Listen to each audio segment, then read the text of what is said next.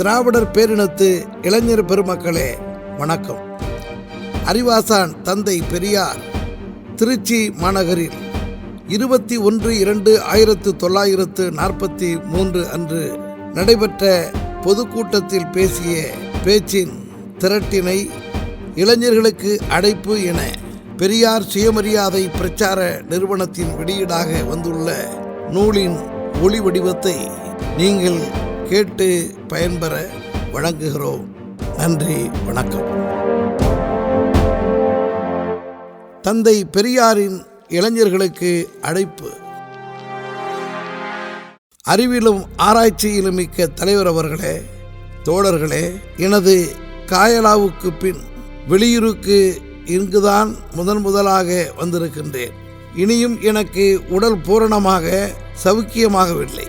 ஆனாலும் அன்பர் காலம் சென்ற சுந்தர நாடார் அவர்கள் நினைவு நாளில் அவரது உருவப்படம் என்னால் திறக்கப்பட வேண்டும் என்று தலைவர் அவர்கள் விரும்பியதால் சுந்தர நாடார் அவர்களிடத்தில் எனக்கு உள்ள பற்றினால் உடனே வருவதாக ஒப்புக்கொண்டேன். இந்த ஊருக்கு வந்து 5-6 மாதங்களுக்கு மேலாகிறது. நாட்டில் பல புதிய சம்பவங்களும் புதிய பிரச்சனைகளும் ஏற்பட்டிருப்பதனால் அவற்றை பற்றி நான் என்ன சொல்வேன் என்று எதிர்பார்க்கக்கூடும். அதற்காகவும் வர வேண்டும் என்று ஆசை ஏற்பட்டது. இங்கு வந்து இப்பெரிய கூட்டத்தை பார்க்கிற போது எனக்கே மலைப்பாய் இருக்கிறது. இதில் என்ன பேசுவது என்பது மிகவும் யோசிக்கத்தக்க காரியமாகும். மிகுதியும் அபிப்பிராய பேதத்திற்கு உள்ளான சங்கதிகளே அதிகமாய் பேச வேண்டியதாய் இருக்கிறது. சில புதிய விஷயங்களுக்கு நானே பொறுப்பாளியாக கருதப்படுகிறேன். முதலாவதாக சுந்தர நாடார் அவர்களை பற்றி சில வார்த்தைகள் பேச வேண்டியது அவசியமாகும். அவரை பற்றி என்னை விட நீங்களே அதிகம் தெரிந்தவர்கள்.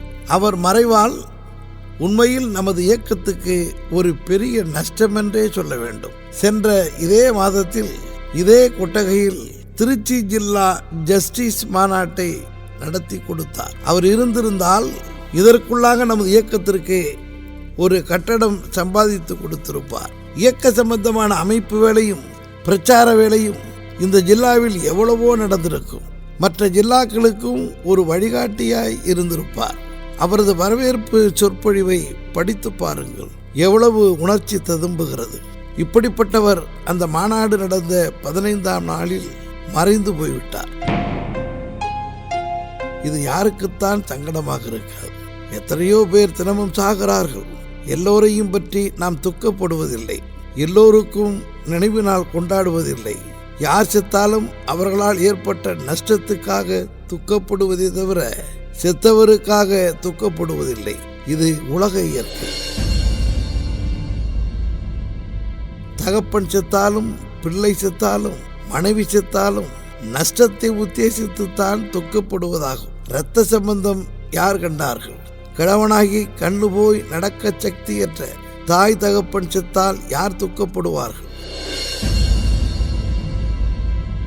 அந்நிய புருஷனிடத்தில் காதல் வைத்திருக்கும் ஒருவனுடைய அழகும் செல்வமும் உள்ள மனைவி இறந்து போனால் புருஷன் துக்கப்படுவானா? அவளை சாகடிப்பதற்காக முயற்சிப்பான். அப்படியேதான் பிள்ளை குட்டிகள் விஷயத்திலும் இருந்து வருகிறது. தாசிகளுக்கு பெண் குழந்தைகள் செத்தால் ஏற்படும் துக்கம் ஆண் குழந்தைகள் செத்தால் ஏற்படுகிறதா? குடும்பஸ்தர்கள் என்பவர்களுக்கு ஆண் மக்கள் செத்தால் ஏற்படும் துக்கம் எவ்வளவு, பெண் மக்கள் செத்தால் அவ்வளவு ஏற்படுகிறதா? இவற்றுக்கெல்லாம் காரணம் லாப நஷ்டம் இல்லாமல் வேறு என்ன? ஆகவே எப்படிப்பட்டவர்கள் சாவதானாலும், எந்த தலைவர்கள் மகாத்மாக்கள் சாவதானாலும் மக்கள் துக்கமும் மகிழ்ச்சியும் அடைவார்கள். அந்த முறையில்தான் நாம் சுந்தர நாடார் மறைவு பற்றி இன்றும் வருந்துகிறோம். அதற்காக ஏன் படம் திறக்கிறோம், ஏன் நினைவு நாள் கொண்டாடுகிறோம் என்றால், செத்தவர்கள் போக இருக்கிறவர்கள் சுந்தர நாடார் போல் மக்களுக்கு பயன்படும்படியாக வாழ வேண்டும் என்பதை எடுத்து காட்டுவதற்காகவே ஆகும். மனிதன் தனிப்பட வாடும் காட்டு பிராணியாய் துஷ்ட பிராணியாய் இல்லாமல் கூடி வாழ வேண்டிய சமுதாய பிராணியாய் இருப்பதால் சமூகத்துக்கு உழைக்க வேண்டியது மனித கடமைகளில் முக்கியமானதாகும். சமுதாயத்துக்கு தொண்டு செய்யாதவன் மிருகத்துக்கு சமானமாவான். சுயநலம் ஜீவ சுபாவமே ஆனாலும் சமுதாய நலம் மனித ஜீவனுக்கு அவசியமானதாகும். சமுதாய நலம் கொண்ட மக்கள் சமூகம்தான் முற்போக்கும் மேன்மையும் அடைகிறது. நம் நாட்டில் பார்ப்பனருக்கும் முஸ்லிம்களுக்கும் தான் அவரவர்கள் சமுதாய நலத்தில் கவலையும் கடமையாய் கருதும் தன்மையும் இருந்து வருகிறது. நம் திராவிட சமுதாயத்திலோ ஆதி திராவிட சமுதாயத்திலோ அவை இல்லை என்றுதான் சொல்ல வேண்டும். ஏனெனில் இவ்விரு கூட்டத்தாருக்கும் தங்கள் சமுதாயம் எப்படிப்பட்டது எது என்பதே தெரியாமல் போய்விட்டது. ஆதி திராவிடர்கள் அல்லது தாழ்த்தப்பட்டவர்கள் என்பவர்கள் தங்கள் இனத்திலேயே ஒருவர் வீட்டில் ஒருவர் சாப்பிடாத சம்பந்தமில்லாத பல ஜாதிகளாக பிரிந்து போய்விட்டார்கள். திராவிடர்கள் என்பவர்களும் தங்களில் ஒருவர் வீட்டில் ஒருவர் சாப்பிடாத ஒருவரை ஒருவர் தொடாத கொடுக்கல் வாங்கல் இல்லாத அநேக ஜாதிகளாய் போய்விட்டார்கள். இவர்களுக்கு மதம் அதாவது ஒரு கொள்கை இல்லை, ஜாதி இன உணர்ச்சி இல்லை. மதமோ ஜாதியோ இல்லாத மக்கள், அதாவது சமுதாய கூட்டுக் கொள்கையோ இனப்பற்றோ இல்லாத மக்கள் மிருக பிராயத்திலோ காட்டு பிராண்டி தன்மையிலோ பட்டவர்களாவார்கள். இதனால்தான் நாம் நம்மை பார்ப்பன அல்லாதவர்கள் என்று சொல்லிக் கொள்கிறோமே ஒழிய தமிழர் என்று சொல்லிக்கொள்ள வெட்கப்படுகிறோம். மற்றவர்கள் நிலை சட்டைக்காரனான ஆங்கிலோ இந்தியர் என்பவர்கள் இருபந்தி என்கிற இருபந்தி வகுப்பார். ஆனாலும் அவர்களுக்கு இன ஒற்றுமையும் இனக்குறியும் இருத்தலால் மேன்மக்களாக இருக்கிறார்கள். பார்ப்பனர்களும் இருபிறப்பாளர்கள் என்று தாங்களே சொல்லிக் கொண்டாலும் ரிஷி மூலம் நதி மூலம் பார்க்கக்கூடாது என்கிற கொள்கைக்காரர், அதாவது பிறப்பை கவனிக்க கூடாது என்கிறவர்களாலும் அவர்களுக்குள் இன ஒற்றுமை இருப்பதால் அவர்களும் மேன்மக்களாக வாழுகிறார்கள். முஸ்லிம்களை எடுத்துக்கொண்டாலும் அவர்கள் எத்தனை வகை மக்கள் வந்து சேர்ந்திருந்தாலும் மத ஒற்றுமை இனப்பற்று இருப்பதால் அவர்களும் மேன்மக்களாக இருக்கிறார்கள். இன்னமும் அவர்கள் எல்லோரையும் விட மேன்மக்களாகவும் ஆவார்கள். அவற்றுக்கு காரணம் ஒன்றுபட்ட கொள்கையும் இனப்பற்றும் ஒற்றுமையும் தானே ஒழிய வேறு இல்லை.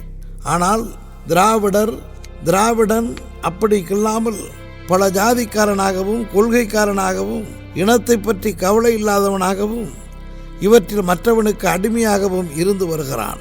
இதனால்தான் திராவிடரும் ஆதி திராவிடரும் பார்ப்பனர் காலிலோ சர்க்கார் காலிலோ விழுந்தால் ஒழிய வாழ முடியாதவராய் முன்னுக்கு வர முடியாதவராய் இருந்து வருகிறார்கள்.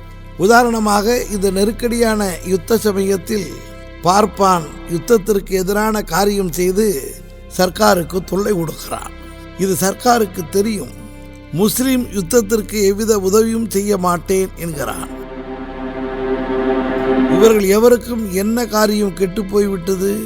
வைஸ்ராய் நிர்வாக சபை முதல் சகல பதவிகளையும் நமது சர்க்கார் இவர்களின் பாதங்களில் கொண்டு போய் காணிக்கையாக வைக்கிறார்கள். திராவிடரும் ஆதி திராவிடரும் சர்க்காருக்கு தொண்டு செய்வது தமது பிறப்புரிமை என்று சொல்லி அந்தப்படியே நடந்து வருகிறார்கள். தம் இனத்தவரையே ஒருவரை ஒருவர் கழுத்தறுத்து சர்க்காருக்கு தொண்டு செய்கிறார்கள். இவர்களது சமுதாயம் சூத்திரனாகவும் சண்டாளர்களாகவும் தான் சர்க்காரிலும் சட்டத்திலும் சமுதாயத்திலும் இருந்து வருகிறது.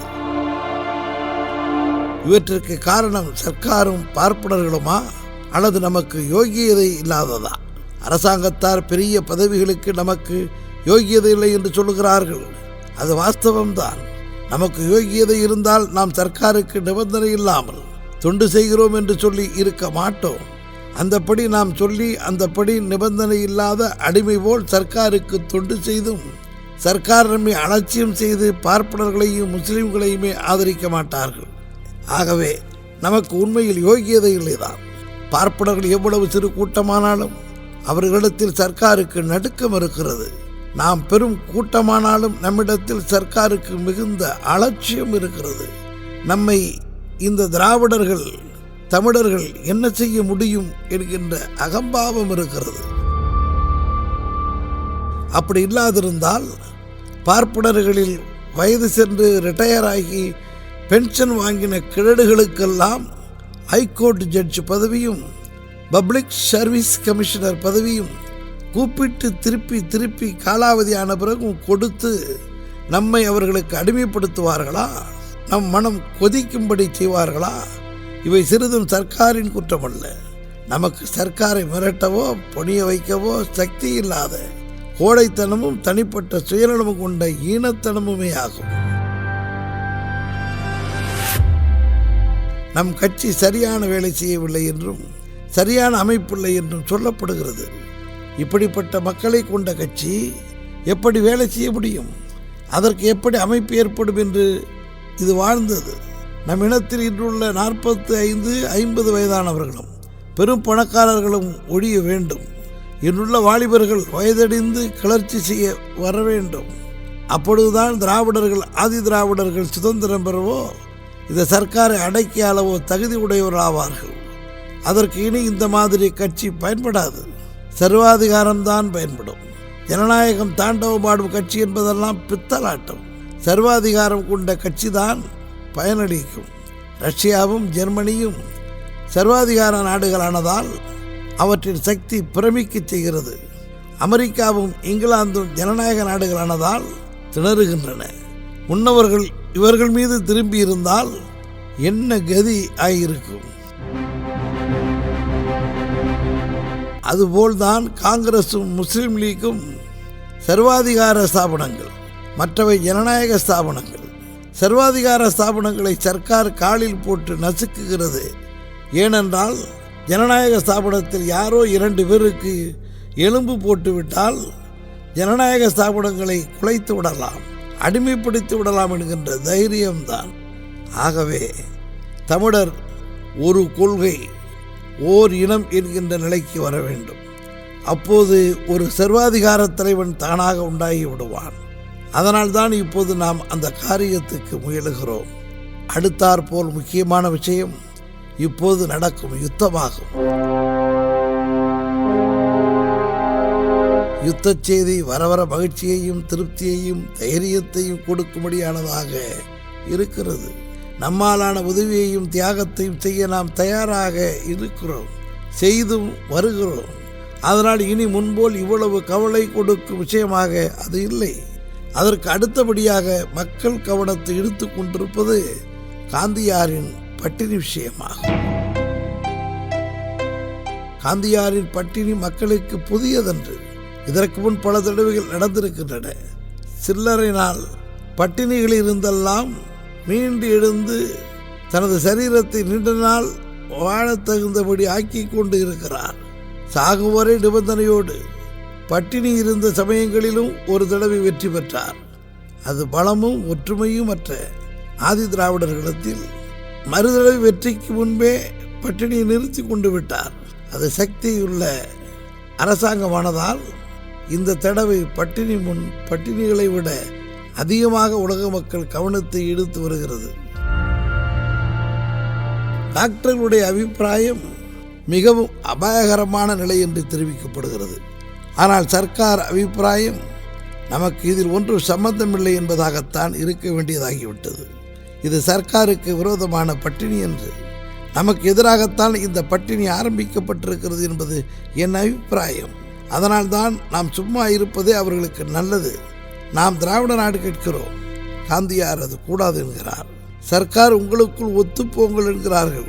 காந்தியார் அது முடியாது, நீ இந்த நாட்டை விட்டு போ, பிறகு அவர்களை ஒரு கை பார்த்துக் கொள்கிறேன் என்கிறார். இந்த நிலையில் காந்தியார் பட்டினி இருக்க வேண்டியதாகிவிட்டது என்றால் இந்த பட்டினி நம் தேவைக்கு விரோதமாக ஏற்பட்டதா அல்லவா என்று யோசித்து பாருங்கள். அன்றியும் நாம் இதில் என்ன செய்ய முடியும்? நம்மை பற்றி மற்றவர்களுக்கு எவ்வளவு கவலை இருக்கிறதோ அவ்வளவுதானே நமக்கும் மற்றவர்களிடத்தில் இருக்க முடியும். இதுதான் மனித இயற்கை.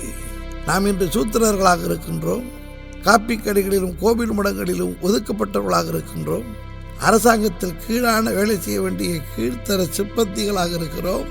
நம் இனத்தை காட்டி கொடுக்கும் இன துரோகிகளையே காங்கிரசும் சர்க்காரும் மதிக்கும்படியான இடிமக்களாக இருக்கிறோம். பார்ப்பனரும் பிற மாகாணத்தாரும் சுரண்டும்படியான இளிச்சவாயர்களாக இருக்கிறோம். இவற்றை பற்றி ஒரு வினாடியாவது காந்தியார் அனுதாப பட்டினி கிடந்திருப்பாரா? ஒரு வார்த்தையாவது பரிந்து பேசியிருப்பாரா? அவரது பட்டினிக்கு பரிதாபப்படும் மக்கள் யாராவது நம்மை பற்றி கவலைப்பட்டிருப்பார்களா? அவரது பட்டினி வெற்றி பெற்றால் அதனால் நம்முடைய இடைநிலைகள் கிடைக்குமா குறையுமா என்பதை யோசித்து பார்த்து தானே நம்மில் ஒவ்வொருவரும் உண்மையான அனுதாபம் கூட்ட முடியும். வேஷத்துக்கு அனுதாபம் காட்டுவதா, மனப்பூர்வமாக அனுதாபம் காட்டுவதா? இப்போது நடக்கிற எல்லா கட்சி மாநாட்டில் அதை நடத்துகிறவர்களுக்கு நாம் ஒரு கூட்டம் இருக்கிறோம் என்பதை பற்றிய பேச்சோ நினைவோ இல்லவே இல்லை. இப்படி இவர்களால் அலட்சியப்படுத்தப்படுகிற நாம் இவர்களுக்கு என்ன உதவி செய்ய முடியும்? நண்பர் ராஜகோபாலாச்சாரியார் இந்த மாநாட்டிற்கு சூத்திரதாரராய் இருந்தும் தனது மாகாணத்தை பற்றி அவருக்கு கவலையே இல்லை. இப்படிப்பட்டவர்கள் தோல்வி அடைவதில் அதிசயம் என்ன இருக்க முடியும்? அந்த மாநாட்டில் கட்சி அபிப்பிராயங்களை பேசப்படாமல் எவரும் காந்தியார் விடுதலை பற்றி மாத்திரம் பேச வேண்டும் என்றால் மனித தன்மையும் மானமும் உடையவன் எவன்தான் அங்கு போயிருக்க முடியும்? காந்தியாரின் பெயரை உபயோகப்படுத்தி வாழுகின்ற பெருமை பெறுகின்ற கூட்டம் மாத்திரம்தான் அங்கு சென்று தங்கள் சுயநலத்திற்கு ஒரு கட்சி சார்பான தீர்மானங்களை செய்து கொண்டிருக்கிறார்கள். மாநாட்டுக்கு வந்தவர்கள் 200 பேர், வெளியில் இருந்தவர்கள் 300 பேர். ஆச்சாரியாரே இந்த கூட்டம் பலமானதாக இல்லை என்கிறார். இதற்கு ஒளிபெருக்கியும் இருந்ததாம். ஆகவே இது எல்லா கட்சி மாநாடாம். பித்தலாட்டத்துக்கும் புரட்டுக்கும் ஒரு எல்லையே இல்லை போலும். தென்னாட்டிலிருந்து 100 தந்திகள் பிறந்தனவாம். இதில் 99 தந்திகள் பார்ப்பனர்கள் உடையனவே ஒழிய வேறில்லை. பத்திரிகை கட்டுப்பாடுகள் கொஞ்ச நெஞ்சமல்ல, எல்லாம் பார்ப்பனர்களுடையவும் அவர்களுடைய அடிமைகளுடையவும் அவர்களுக்கு பயந்த கோடைகளுடையவும் ஆகும். பத்திரிகை கட்டுப்பாடுகளை ஒழிய இது பொது ஜனங்களுக்கு எவ்வித கவலையோ முக்கியத்துவமோ இருந்ததாக சொல்வதற்கில்லை.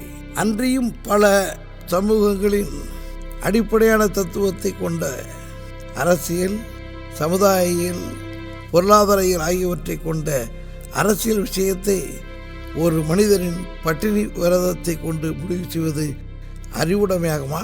அன்றியும் பட்டினியால் காரியம் சாதிப்பதும் பட்டினிக்கு பயன்படுவதும் காட்டுமிராண்டி காலத்து செய்யல்லவா? இதற்கு இணங்கினால் இனி எங்கு போய் முடியும்? அடுத்தாற்போல் மக்கள் கவனத்தை பெரிதும் இழுத்து சற்று ஓய்ந்து சாதாரணமாய் போய்விட்ட விஷயம் காங்கிரசார் செய்து வரும் நாச வேலைகளை பற்றிய செய்தியாகும். இந்த காங்கிரசார் தங்களுக்கு சம்பந்தமில்லை என்கிறார்கள். இப்படி சொல்வது காங்கிரசாரின் புதிய கொள்கையாகும். சுமார் 20 வருட காலமாக காங்கிரஸ் நீதி, அமைதி, சத்தியம், அகிம்சை ஆகியவற்றை கொண்டது என்று சொல்லப்பட்டும் பெருமை பேசிக்கொண்டு இப்போது அது மறைந்து காங்கிரசின் உண்மை வேஷம் வெளிப்பட்டதற்கு இது ஒரு அத்தாட்சி. காங்கிரஸ் தலைவர்கள் சிலர் தப்பிக்கொள்வதற்காக நாசவேலை தங்களுக்கு சம்பந்தமில்லை என்று சொல்லாமல் இருந்திருப்பார்களானால் அநேக காங்கிரஸ்காரர்களும் காங்கிரஸ் வாலிப தொண்டர்களும் நீதி ஸ்தலத்தில் ஒப்புக்கொண்டே ஸ்டேட்மெண்ட் கொடுத்திருப்பார்கள். சில இடங்களில் தீவிர காங்கிரஸ் தொண்டர்கள் நான் தான் நெருப்பு வைத்தேன், ஆனால் எரியவில்லையே என்றுதான் விசனப்படுகிறேன் என்று தைரியமாய் சொல்லியிருக்கிறார்கள். மற்றும் காங்கிரஸ் கொள்கை நாசவேலை என்பதை அநேக தேசிய பத்திரிகைகள் காட்டிக் கொண்டிருக்கின்றன. ஒன்றாவது சரியானபடி கண்டித்து எழுதவே இல்லை.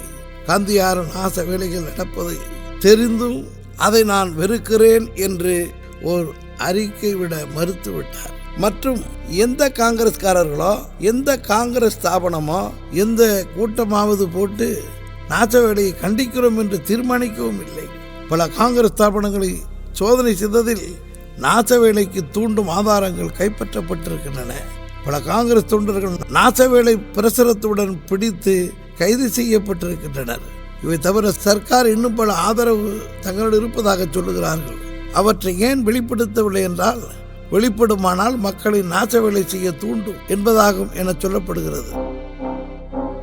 ஆகவே இவை இந்த நாசவேலைகள் காங்கிரஸ் கொள்கைகளாக இருக்கிறது என்பதற்கு ஆதாரங்களாக இருக்கின்றன. நாசவேலையால் ஏற்பட்ட பயன் என்ன என்று பார்த்தால் அது மிகவும் பொறுப்பற்றதும் முட்டாள்தனதுமான வேலை என்றுதான் சொல்ல வேண்டும்.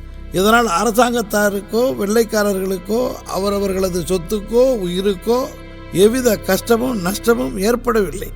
உயிர் துறந்தவர்களும் நஷ்டமடைந்தவர்களும் தொல்லைப்பட்டவர்களும் நம் ஜனங்களே ஆவார்கள். இப்படிப்பட்ட காங்கிரசார் கையில் சுயராஜ்யம் கிடைத்தால் மக்கள் நிலை என்ன ஆகும் என்று பாருங்கள். ஆகவே நாசவேலிகள் விஷயத்தில் சர்க்கார் அவசரமாக நடவடிக்கை எடுத்து அடக்கினதும் அதற்கு தக்க கர்த்தாக்களாக இருந்த தலைவர்களை சிறைப்படுத்தியதும் மிகவும் பாராட்டத்தக்க காரியமாகும். நமது மாகாணத்தை பொறுத்தவரையில் இது விஷயத்தில் நம் மக்கள் மிகவும் புத்திசாலித்தனமாகவே நடந்து கொண்டிருக்கிறார்கள். நமது சர்க்காரும் பார்ப்பன ஆதிக்கம் உள்ளதாக இருந்தாலும், பார்ப்பன அதிகாரிகள் இம்மாதிரி நாச வேலைக்கு சலுகை காட்டி இருந்தாலும், நமது கவர்னர் அவர்களின் முயற்சி இவையெல்லாம் தாண்டி நாச வேலையை முடிவுக்கு கொண்டு வந்து விட்டது. வெளி மாகாணங்களில் சிறிது நடைபெறுகின்றதென்றாலும், காந்தியார் மீதுள்ள பற்றினாலும், காங்கிரஸ் தோல்வியடைந்தால் நமது வருமானம் போய்விடுமோ என்று கவலைப்படும் சில வடநாட்டு முதலாளிகளாலும் நடத்தப்பட்டு வருகின்றன. அதுவும் சீக்கிரத்தில் மறைந்து போகும் என்றே கருதுகிறேன். மாணாக்கர்களால் சிறு தொல்லைகள் நடக்கின்றன என்றாலும் அவற்றுக்கு பெரிதும் உபாத்திமார்களே காரணஸ்தர் ஆவார்கள். வடநாட்டான் பணமும் உபாத்திமார்களின் ஆதரவும் இரண்டும் சேர்ந்தே வாலிபர்களை பாடுபடுத்துகின்றன. பள்ளிக்கூட அதிகாரிகளும் எப்படியாவது பிள்ளைகள் படிக்காமல் கெட்டு நாசமாகட்டும் என்று கருதியே தக்க அடக்குமுறையை கையாளாமல் விட்டு கொண்டு வருகின்றனர். இதில் பார்ப்பனர் பிள்ளைகள் வெகு ஜாக்கிரதையாகவே தப்பித்துக் கொள்கிறார்கள். இதன் பயனாய் கெட்டுப்போகிறவர்கள் பார்ப்பனர் அல்லாத பிள்ளைகளே ஆவார்கள். நமது நாட்டு படிப்பு ஏற்கனவே மிகவும் அக்கிரமமான படிப்பாகும். வாழ்க்கைக்கு வேண்டாத படிப்பையே கொடுப்பதும் அதற்கும் தகுதிக்கு மேலானதும் தாங்க முடியாததுமான பணச்செலவு வைப்பதுமான காரியமாகும். ஒரு பையன் காலேஜில் படிக்க வேண்டுமென்றால் குறைந்தது மாதம் 30 to 40 ரூபாயாவது செலவாகும். ஹைஸ்கூலில் படிக்க வேண்டுமென்றால் மாதம் 10 to 15 ரூபாயாவது செலவாகும். இந்த வரும்படியுள்ள பெற்றோர்கள் நம் நாட்டில் 100க்கு எத்தனை பேர் இருக்க முடியும்? பார்ப்பனர்களுக்கு மனாபிமானத்தை லட்சியம் செய்யாமல் பிச்சை எடுக்க உரிமை இருக்கிறபடியாலும், மற்ற மக்களை நெஞ்சில் ஈவிரக்கமில்லாமல் வஞ்சிக்க ஜாதியும் மதமும் இடம் கொடுக்கிறபடியாலும், சர்க்காரும் இவற்றிற்கு வேண்டியதற்கு மேற்பட்ட ஆதரவு அளித்து வருவதாலும், இஷ்டப்பட்ட பார்ப்பனர்கள் எல்லோரும் ஆண் பெண் அடங்கலும் படிக்கவும் கண்டிப்பாக பாஸ் செய்யவும் சௌகரியம் பெற்றிருக்கிறார்கள். சர்க்காரும் இவற்றுக்கு வேண்டியதற்கு மேற்பட்ட ஆதரவு அளித்து வருவதாலும், இஷ்டப்படி பார்ப்பனர்கள் எல்லோரும் ஆண் பெண் அடங்கலும் படிக்கவும் கண்டிப்பாக பாஸ் செய்யவும் சௌகரியம் பெற்றிருக்கிறார்கள். அப்படிப்பட்ட பார்ப்பன பையங்களுக்கு பேச்சுக்களை பார்ப்பனரல்லா பிள்ளைகளின் பெற்றோர்கள் தங்கள் பிள்ளைகளை படிக்க வைப்பதில் எவ்வளவோ கஷ்டப்பட வேண்டியது இருக்கிறது. தரித்திரத்தையும் பட்டினியையும் சகித்து கொண்டு பணத்தை மீதி பண்ணி பிள்ளைகள் படிப்புக்கு உதவி செய்கிறார்கள். மற்றும் பலர் படிப்புக்கு செலவு என்பது ஒரு சேமிப்பு என்று கருதி உள்ளதையெல்லாம் செலவு செய்கிறார்கள். பலர் முன்னோர் தேடி வைத்த சொத்துக்களை விற்று படிக்க வைக்கிறார்கள். சிலர் கடன் வாங்கி படிக்க வைக்கிறார்கள். இப்படிப்பட்டவர்கள் பிள்ளைகள் பள்ளியில் தங்கள் கடமைகள் என்ன என்று அறியாமல் காலித்தனத்தையும் போக்கிரித்தனத்தையும் பெற்றோர்களை வஞ்சிப்பதையும் ஏமாற்றுவதையும் தேசாபிமானம் என்று கருதி கொண்டு அதில் விழுந்து நாசமடைகிறார்கள். பள்ளி பிள்ளைகள் பள்ளி வாழ்க்கை வரையிலும் படிக்க வேண்டியது அவர்களது கடமையாகும். படித்து வந்த பிறகு தேசாபிமானம் பெரியதென்று கருதுவானானால், காலியாக அல்லாமல் யோகியனாக இருப்பானானால், அவன் மரியாதையாக பள்ளிக்கூடத்தை விட்டுவிட்டு தனது பெற்றோர்களுக்கு தெரிவித்துவிட்டு வெளியிலே வந்துவிட வேண்டியது யோகியமான காரியமாகும். இதை விட்டுவிட்டு பள்ளிக்கூடத்தில் இருந்து கொண்டே தேசாபிமானம் பேசுவது மிகவும் இழிவான குற்றமுமான காரியமாகும். இதை விட்டுவிட்டு பள்ளிக்கூடத்தில் இருந்து கொண்டே தேசாபிமானம் பேசுவது மிகவும் இழிவும் குற்றமுமான காரியமாகும். இவற்றை நான் பெரிதும் பார்ப்பன அல்லாத பிள்ளைகளுக்கே சொல்லுகின்றேன். இதுவரை நீங்கள் கேட்டது இளைஞர்களுக்கு அழைப்பு என்ற ஒலி புத்தகத்தின் 1ஆம் பகுதி. குரல் முனைவர் க. அன்பழகன். புத்தக வெளியீடு திராவிடர் கழகம். ஒலி புத்தக வெளியீடு பெரியார் பண்பலை. 2ஆம் பகுதியை கேட்க இணைந்திருங்கள்.